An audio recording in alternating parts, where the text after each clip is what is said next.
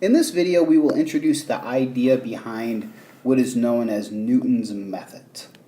Now, Newton's method is going to be an iterative method used to approximate a solution of an equation of the form a function equal to 0. And we will see in a moment exactly what we mean when we say an iterative method, but essentially it just means that we keep repeating the same thing over and over again until we get the desired level of approximation. So how do we do this? So the big idea is this. We have a root r that we're trying to solve for. It's where this blue function crosses the x-axis. So we make an initial guess. We say, okay, I think x1 is a value close to that root. Then the question becomes, how do we get a value even closer to the root than x1? In Newton's method, what it does is you start at x1, you go up to your graph. At your graph, you draw the tangent line. So this black line that we have is the tangent line to y equals f of x at the point x equals x1. And where that tangent line crosses the x-axis, we call that point x2. And the idea is that x2 should be closer to your root than x1. So let's see if we can solve for or write down an equation for this x2. So let's write down the equation of the tangent line at x1.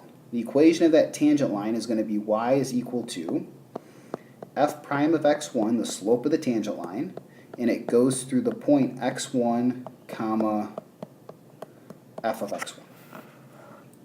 Now the point x2, that's going to correspond to a point on the tangent line. The point would be when your x value is x2, your y value is going to be 0. It's the x-intercept of your line. So let's substitute that in. Y is equal to 0, and x is equal to x2.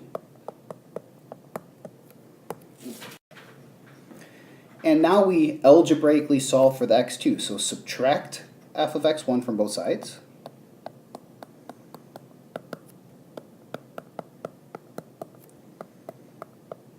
And then to get to this x2, we need to divide both sides by f prime of x1.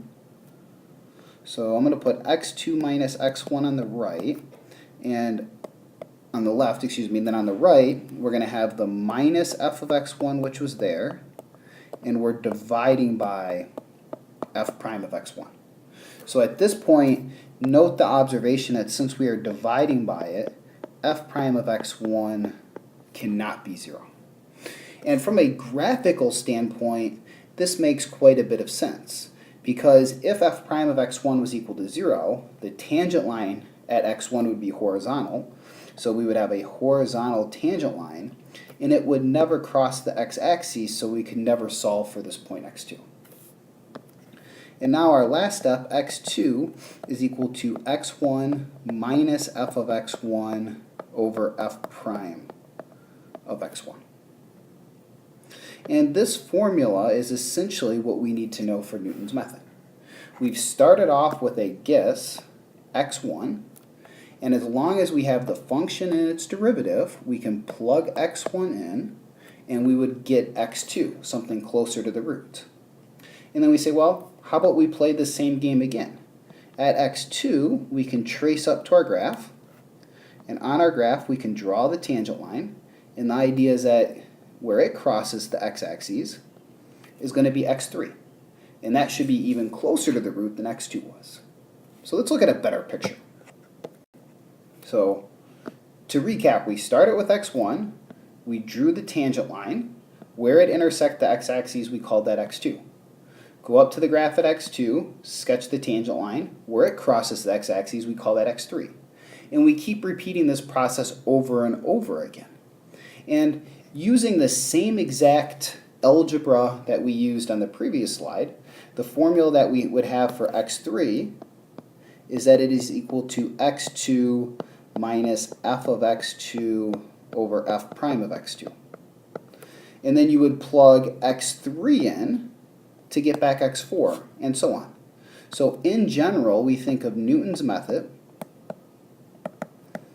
is used to solve an equation of the form f of x equals 0. We start off with an initial guess. And the initial guess is going to be very important. It has to be something, close to that value of the root we are trying to solve for. And once we do so, we get this, what we call an iterative scheme. We know that in general, if we've calculated the x sub n, then xn minus f of xn over f prime of xn would give us xn plus 1. And that may look a little abstract with the n's, but essentially this is saying if you start off with x1 minus f of x1 over f prime x1, that gives us x2. Then x2 minus f of x2 over f prime x2, that gives us x3, and so on. Now, when do we know to stop? We typically will have some desired level of approximation that we would like to find. In the example problems in the next video, there are going to be 5 decimal places of accuracy. So when you would want to stop is when you have 2 iterations in a row, say an x2 and an x3, or maybe an x5 and an x6, that agree to 5 decimal places. Then you have the desired degree of accuracy. Now, there is one thing to be aware of. It's typically not an issue, but since it could arise, I want to illustrate how important it is when choosing x1. So here in blue, I have the function y equals f of x, and we have a root that we want to approximate. It is possible that Newton's method will not work. What could happen is you choose your x1, you trace up to the graph, we draw the tangent line there. Where it crosses the x-axis, we call that x2. You trace to the graph, draw the tangent line. Where that enters the x-axis, you call that x3. So x1 is x3. You repeat that process again, and all of a sudden your x2 becomes x4. And you get stuck in this loop where you just keep repeating between the two numbers, x1 comma x2, same numbers, x1 comma x2, x1 comma x2, and you're never getting any closer to the root. So in this situation, what would you do? Well, you would try a different initial guess. You might say, well, that one was too far away or just in a poor spot, so you might choose something a bit closer and retry Newton's method with another guess. Now the next video will illustrate how we can very, very efficiently and very quickly use and implement Newton's method on a graphing calculator.